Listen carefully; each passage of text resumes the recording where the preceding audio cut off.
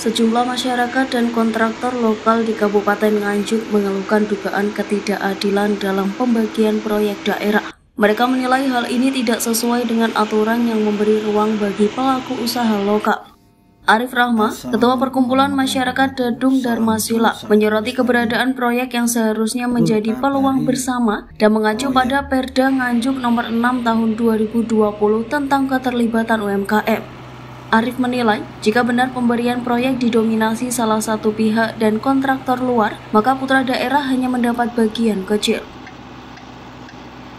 Ya, seharusnya untuk Nganjuk itu patuh terhadap Perda.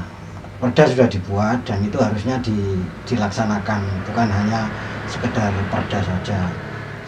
Terkait Perda Industri Kabupaten Nganjuk kan jelas di situ bahwa di bab 10 itu pasal ayat 1, 2 sampai 3 itu jelas di situ dituliskan bahwa harus memberi manfaat kepada masyarakat setempat. Nah, untuk kasus yang saya soroti di sini, kenapa kok kebanyakan proyek ini dikerjakan oleh mertuanya Wakil Bupati Trihandi, ya, itu kerjaannya semua dikerjakan oleh PT Borneo Jaya Sakti, ownernya namanya Pak Tik, itu mertuanya Trihandi, Wakil Bupati Nganjuk.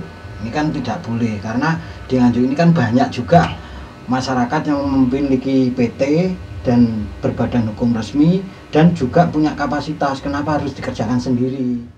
Bupati Nganjuk Marhen Jumadi memastikan proses penunjukan kontraktor mengikuti aturan dari LKPP dan bukan keputusan pribadi. Ia menekankan perlunya data yang valid agar tidak terjebak isu tanpa bukti dan tetap mendukung kontraktor lokal agar menjadi tuan rumah pembangunan. Gini Mas, kembali lagi saya kita serahkan ke OPD ya. Sekarang ini kan dengan LKPP ini kan ada semacam aturan bahwa untuk apa? Kalau saya kembali lagi, ya harus orang-orang Nganjuk dong, orang lokal yang harus mengerjakan.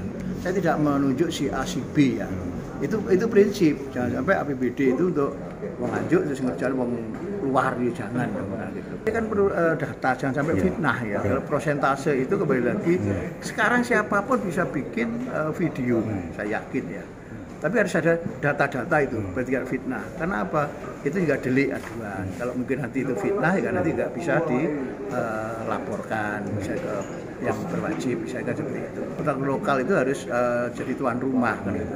Maka saya juga menyampaikan ke dinas-dinas semuanya. Orang Nganjuk itu harus punya porsi yang paling banyak. Ya kalau bisa malah 100% untuk program-program berkaitan dengan Nganjuk. Meski terdapat polemik, beberapa proyek tetap berjalan, termasuk perbaikan akses penghubung di Kecamatan Rejoso. Pembangunan yang sempat tertunda akan dilanjutkan setelah regulasi pusat lebih jelas. Dari Nganjuk, Riko Purnama melaporkan.